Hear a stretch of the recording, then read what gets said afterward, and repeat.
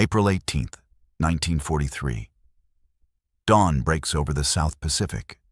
A single encrypted message travels across thousands of miles, intercepted, decoded, and read by men who should never have seen it. 16 words that will seal a man's fate. Admiral Isoroku Yamamoto, architect of Pearl Harbor, commander of the Imperial Japanese Navy, is flying into a trap he doesn't know exists. In Hawaii, intelligence officers stare at the decoded itinerary. Departure time, flight path, arrival coordinates, everything. They have less than 24 hours. The operation has no name yet. Just a question hanging in the air. Can we reach him? Some wars are won with fleets, others with a single bullet fired at exactly the right moment. This is the story of 18 minutes that changed the Pacific War. The Solomon Islands, April 1943. The war grinds through its second year. Japanese forces hold the northern chain. Americans cling to Guadalcanal in the south. Yamamoto plans an inspection tour. Morale is cracking. His presence might restore it. He will visit forward bases at Balale and Buin. His staff urges caution. American fighters patrol these skies. But Yamamoto insists. A leader must be seen. April 18th. 2 bombers, Yamamoto in the lead. 6 Zero fighters as escort. Departure, 6 a.m. from Rabaul. Arrival, 8 a.m. Balale. 4,000 miles away, Station HYEPO in Pearl Harbor intercepts the message. The codebreakers crack it within hours. It reaches Admiral Nimitz by evening. He reads it twice. Looks up. Yamamoto. The room goes silent. Nimitz makes the call. He contacts Washington. The decision comes back in 12 hours. Execute. But there's a problem. Yamamoto will be over Bougainville, 400 miles from the nearest American airfield, at the edge of fighter range, maybe beyond it.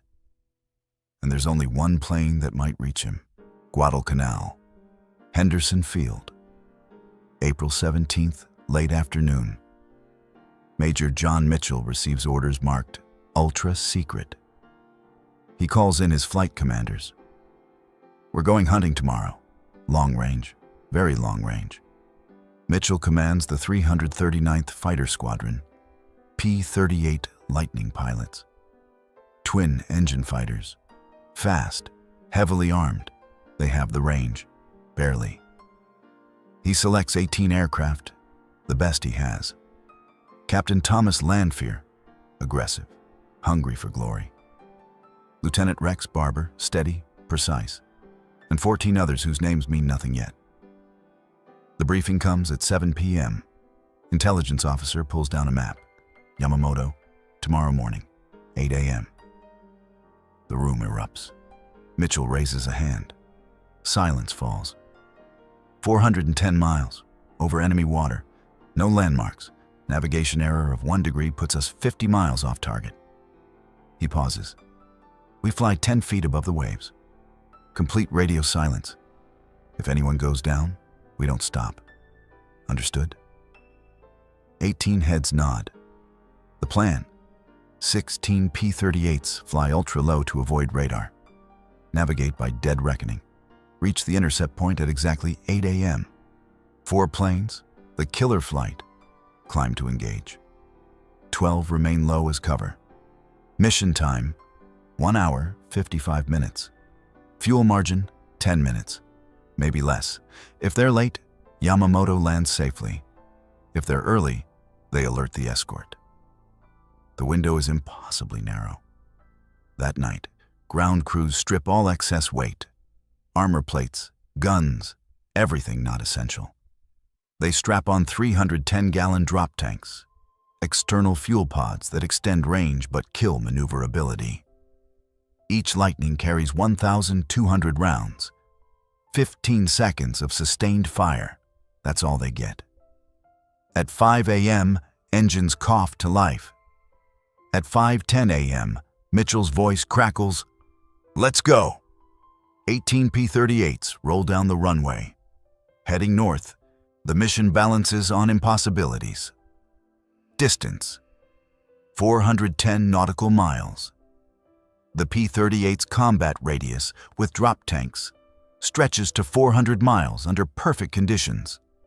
They must fly at wave-top height to avoid radar. Low altitude burns fuel faster. They have maybe 12 minutes over target. Navigation: no landmarks, no radio beacons, just compass, clock, and airspeed. The flight path curves northwest, then dogleg southwest. 1 degree error equals 50 miles off course. Timing: Yamamoto departs Rabaul at 6 a.m. The Americans must arrive at 8 a.m. exactly, not 7:59, not 8:01, at the one point in space where their paths intersect. Surprise! They skim the ocean, wingtips 20 feet above whitecaps. For 2 hours, one mistake in a pilot augurs into the Pacific at 200 knots. Radio silence mandatory. The tactical kill presents its own nightmare. Yamamoto travels in a Mitsubishi G4M Betty bomber. Unarmed, slow, easy prey. But 60 fighters escort him. Faster, more agile, better climbing than the P-38 at low altitude. Flown by veteran pilots from Rabaul's elite units. Mitchell splits the attack. Lanfear's killer flight, 4 P-38s, climbs to engage the bombers. Mitchell's cover flight, 12, stays low to intercept any diving Zeros. Lanfear receives one absolute instruction: positive identification before firing. They cannot afford to shoot down the wrong aircraft. The final impossibility: secrecy afterward. If the Japanese realize the Americans intercepted their communications, they change codes immediately. All future intelligence vanishes. The mission must look like chance. A random fighter's sweep. No one can know about Ultra. By 6:45 a.m., the formation crosses the halfway point. Still at 50 feet, still silent. Drop tanks still attached. White spray from prop wash. Green ocean below, blue sky above. At 7:20 a.m., a dark smudge appears. Bougainville. Mitchell checks his watch. Checks the coastline. Perfect. They turn southwest. Begin the final approach. 8 a.m. approaches.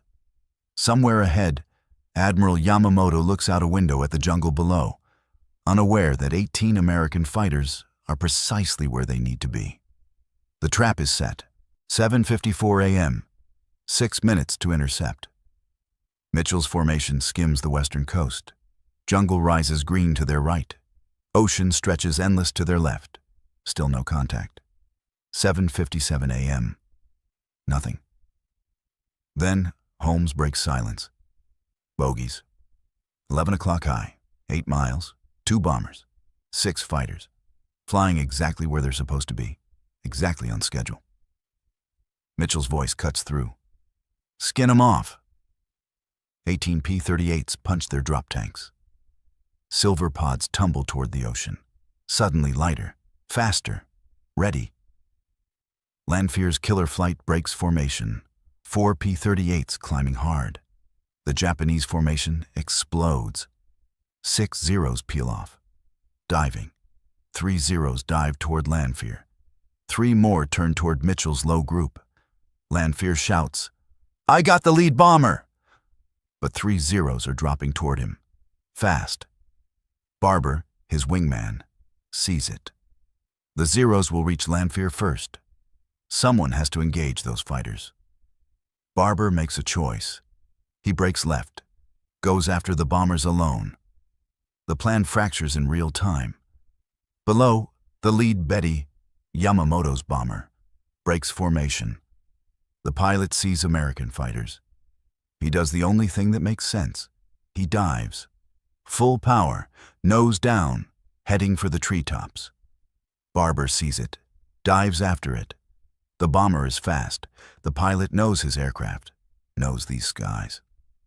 Barber gains slowly, his P-38 screaming. The jungle rushes up.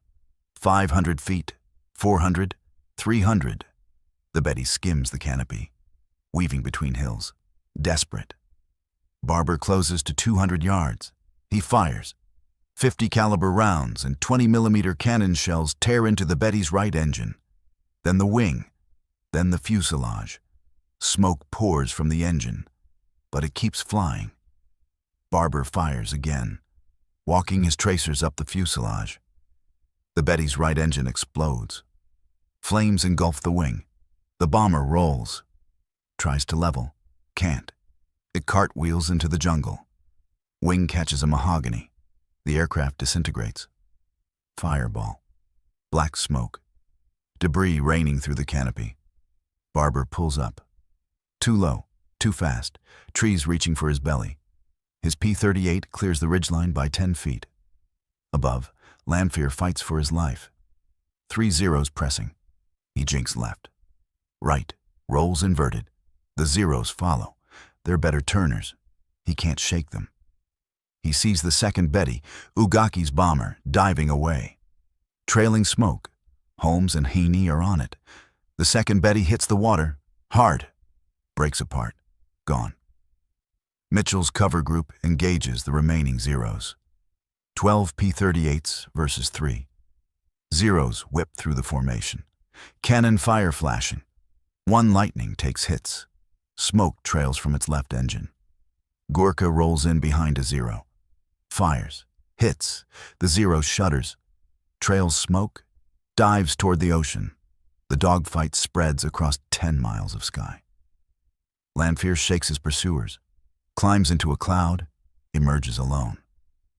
Mitchell cuts through the radio chatter. Form up. We're leaving. Fuel gauges dropping. They've been over target 9 minutes. The P-38s disengage, breaking contact, turning south. The zeros don't follow. By 8:12 a.m., the sky is empty except for smoke. 2 bombers destroyed. Mission complete. But no one knows yet who was in the lead bomber. They fly home in silence. Low over the water, fuel needles touching empty. At 9:47 a.m., 17 P-38s land at Henderson Field. One pilot, Raymond Hine, ran out of fuel 50 miles from home. Ditched, rescued by Navy Catalina 3 hours later. The others taxi to their revetments, engines coughing, tanks bone dry. Ground crews count bullet holes. 47 hits across the formation. Everyone survives. But did Yamamoto? Henderson Field. Operations tent. 10:15 a.m. The pilots crowd around the debriefing table. Maps spread out. Coffee in tin cups. Hands still shaking. Intelligence officers fire questions. Lanfear speaks first. Confident. I got the lead bomber. Saw my rounds hit. Saw it go into the jungle. Barber cuts in. I got the lead bomber. Chased it into the trees. Confirmed crash. Silence. Both men stare at each other. Mitchell intervenes. Doesn't matter who shot first. Matters if Yamamoto's dead. Everything hinges on confirmation. The pilots are sworn to secrecy. Again, stricter this time. The mission was a fighter sweep. Random contact. That's the story. By noon, coded messages fly from Guadalcanal to Pearl Harbor to Washington. Mission accomplished. 2 bombers destroyed. Confirmation pending. Nimitz waits. Washington waits. Meanwhile, 410 miles north, Japanese search parties hack through jungle. They find the wreckage at 2:30 p.m. The bomber broke apart on impact. 11 bodies. Some thrown clear, others trapped in twisted metal. The search team finds him in the jungle, still strapped to his seat. Admiral Isoroku Yamamoto. Dead. 2 bullets, one through his left shoulder, one through his lower jaw. Killed instantly, his white uniform torn, his sword bent, his face remarkably intact. The soldiers stop. Salute. Some weep. They carry his body to the coast. Radio Rabaul, inform Tokyo. Japan has lost its greatest admiral. But they don't announce it. Not yet. Tokyo orders silence. Complete blackout. The news is too devastating. For 3 weeks, Yamamoto's death remains classified. American intelligence intercepts the Japanese traffic. Coded messages referring to the Admiral and recovery of remains. By April 20th, Washington knows. Confirmed. The operation succeeded. But publicly, no one says anything. The Americans maintain their cover. Random fighter sweep, chance encounter. The Japanese maintain theirs. Admiral Yamamoto died in an air accident during routine inspection. Both lies. Both necessary. In Pearl Harbor, Nimitz receives the confirmation, reads it twice, allows himself a rare smile. One message to Washington. It appears the Peacock will be out of commission for an extended period. Peacock, Yamamoto's code name. Extended period. Forever. In Washington, Secretary Knox briefs President Roosevelt. Good, Roosevelt says. Very good, that's all. No celebration, no press release. Yamamoto's death must appear coincidental. The code breaking must remain secret. So the pilots stay silent. The mission report gets classified top secret and locked away. On May 21st, Japan finally announces Yamamoto's death. State funeral, national mourning. His ashes return to Tokyo aboard the battleship Musashi. 1 million people line the streets. The man who planned Pearl Harbor receives full military honors. The men who killed him receive no medals, no commendations, no public recognition. Just a classified footnote in a war still raging. But the effect ripples outward. Unseen, undeniable. The Imperial Japanese Navy never recovers. Yamamoto's death creates a vacuum no one can fill. His replacement, Admiral Minichi Koga, is competent but cautious. He lacks Yamamoto's aggressive instinct. The strategic initiatives stop. The bold carrier strikes. The calculated risks that defined early victories. Koga consolidates, defends, waits for the Americans to make mistakes. The Americans don't wait. Within 3 months, the Solomons campaign accelerates. New Georgia falls. Vella La Vella, Bougainville itself, where Yamamoto died, becomes an American base by November. The perimeter contracts. Island by island, Japanese morale fractures. Pilots whisper, how could the Americans have known? Was it chance? Some suspect. None can prove. The codes remain unchanged. American intelligence continues harvesting Japanese communications. Every fleet movement, every convoy route. The advantage compounds. Midway was the turning point. Operation Vengeance ensures there's no turning back. For the pilots, the aftermath is strange. Lanfear and Barber both claim credit. The dispute festers, becomes bitter, lasts decades. Official records credit Barber.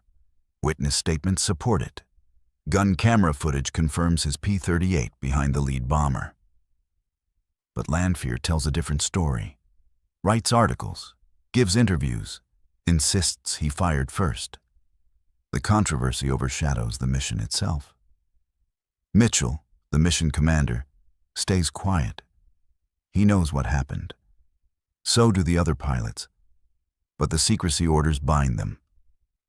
In 1960, the official history credits Barber with the kill. Lanfear's claim is noted but unsupported. Lanfear protests, appeals, demands recognition. He never gets it. Both men die.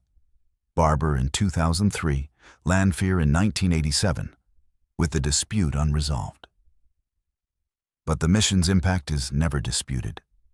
Yamamoto's death changes everything.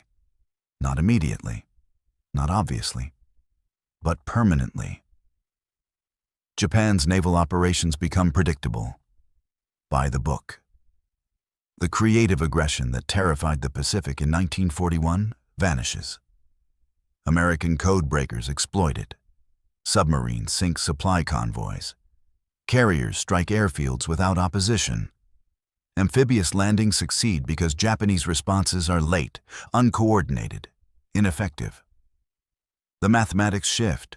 Attrition favors America. Industrial capacity favors America. Time favors America. Japan needed Yamamoto's genius to balance those equations.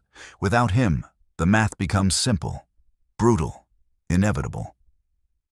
Some historians argue Operation Vengeance shortened the Pacific War by months. Others say years. All agree it mattered. The ethical questions emerge later. Was it assassination? Was it legal? Yamamoto wore a uniform, flew in a military aircraft, fair target by any standard of war. But the targeted nature troubles some. The decoded message, the precise ambush, the execution-like efficiency. It feels less like combat, more like murder. Roosevelt never publicly comments. Nimitz calls it justified. The pilots see no ambiguity. Yamamoto planned Pearl Harbor. He killed thousands. He was a legitimate military target. They did their job. The mission establishes a precedent. Intelligence-driven targeted killings become standard practice. Not just in World War II, but in every conflict after. Drones, cruise missiles, special operations raids, all descendants of Operation Vengeance. Find the enemy commander, track his movements, strike when vulnerable. April 18, 1943 proves it works. For Japan, Yamamoto's death becomes mythology. The warrior struck down at his peak. The tragic hero, none of it true. He died by accident of war from his perspective. An unlucky encounter with American fighters. He never knew they came specifically for him. That's the cruelest part. No warning, no chance to fight back. Just bullets in the jungle and silence. The Americans keep their secret for 5 years. The Ultra program remains classified until 1948. Even then, details trickle out slowly. The full story doesn't emerge until the 1970s. By then, most participants are old men. Their war a distant memory. But they remember April 18th. The long flight north. The 10 feet above the waves, the black dots against white clouds. They remember when everything came together perfectly, when mathematics and courage intersected at exactly the right moment. When one mission changed a war, the wreckage stays in the jungle for decades. Vines grow through the fuselage. Rust consumes the engines. The jungle reclaims what fell from the sky. In 1993, 50 years later, a small memorial appears at the crash site. Japanese veterans place it. A stone marker, Yamamoto's name, the date. No American delegation attends, no joint ceremony. Some wounds don't heal, some missions don't get monuments. The pilots scatter across America after the war. Mitchell becomes an executive. Barber returns to Oregon, runs a farm. The others fade into civilian life. They don't talk about it much. Even after declassification, they stay quiet. Not from shame, from understanding. What they did was necessary, effective, justified by any military standard. But it wasn't clean. They killed a man who never saw them coming, who trusted his codes, who believed he was safe. War does that. Makes necessary things ugly. The intelligence community studies Operation Vengeance for generations. Navigation, timing, execution, secrecy afterward. It becomes the template, the gold standard for targeted operations. But they also study what could have gone wrong. The razor-thin margins, the luck required. 1 degree off course, mission fails. 5 minutes late, mission fails. Yamamoto cancels, mission fails. 100 variables, each one critical, each one outside direct control. Modern operations try to eliminate that uncertainty. Satellites, GPS, real-time intelligence, precision weapons. But the core remains the same. Find the target, get there unseen, strike decisively, disappear. 18 P-38s over Bougainville proved it possible. Everything since is refinement. The last surviving pilot, Rex Barber, dies in 2003 at age 84. With him goes the living memory. What remains are documents, interviews, recorded memories, and questions that will never be fully answered. Did Yamamoto die from Barber's guns, or in the crash? Did land fear hit him first? Does it matter? The Japanese never discover the truth about Ultra. Not during the war. The codes stay compromised until 1944. By then, the damage is done. 2 years of intercepted messages. Every major operation compromised.